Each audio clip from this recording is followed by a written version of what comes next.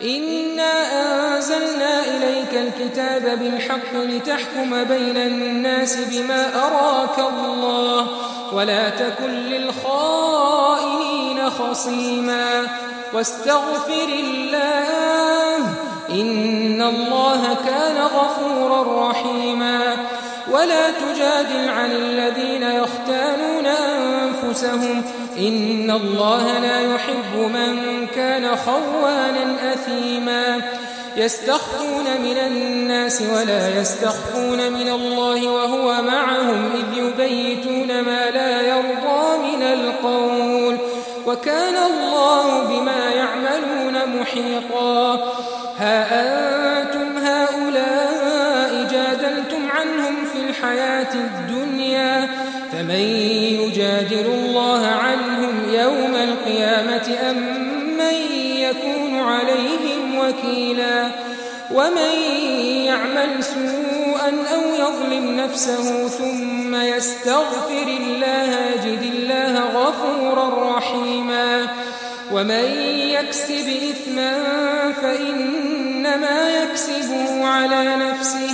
وكان الله عليما حكيما ومن يكسب خطيئة أو إثما ثم يرم به بريئا فقد احتمل بهتانا وإثما مبينا. اے پیغمبر، ہم نے تم پر سچی کتاب نازل کی ہے تاکہ اللہ کی ہدایات کے مطابق لوگوں کے مقدمات فیصل کرو، اور دیکھو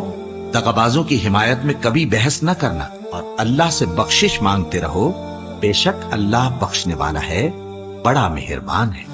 اور جو لوگ اپنے ہم جنسوں کی خیانت کرتے ہیں ان کی طرف سے بحث نہ کرنا، کیونکہ اللہ دغاباز اور گناہگار کو دوست نہیں رکھتا. یہ لوگوں سے تو چھپتے ہیں اور اللہ سے نہیں چھپتے، حالانکہ جب یہ راتوں کو ایسی باتوں کے مشورے کیا کرتے ہیں جن کو وہ پسند نہیں کرتا تو وہ ان کے ساتھ ہوا کرتا ہے، اور اللہ ان کے تمام کاموں کا احاطہ کیے ہوئے ہے.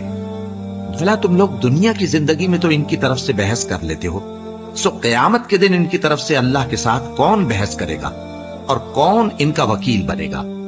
اور جو شخص کوئی برا کام کر بیٹھے یا اپنے حق میں ظلم کر لے پھر اللہ سے بخشش مانگے تو اللہ کو بڑا بخشنے والا، بڑا مہربان پائے گا. اور جو کوئی گناہ کرتا ہے تو اس کا وبال اسی پر ہے، اور اللہ سب کو جاننے والا ہے، حکمت والا ہے. اور جو شخص کوئی قصور یا گناہ تو خود کرے لیکن اس کا الزام کسی بے گناہ پر ڈال دے تو اس نے بہتان اور کھلے گناہ کا بوجھ اپنے سر پر رکھا.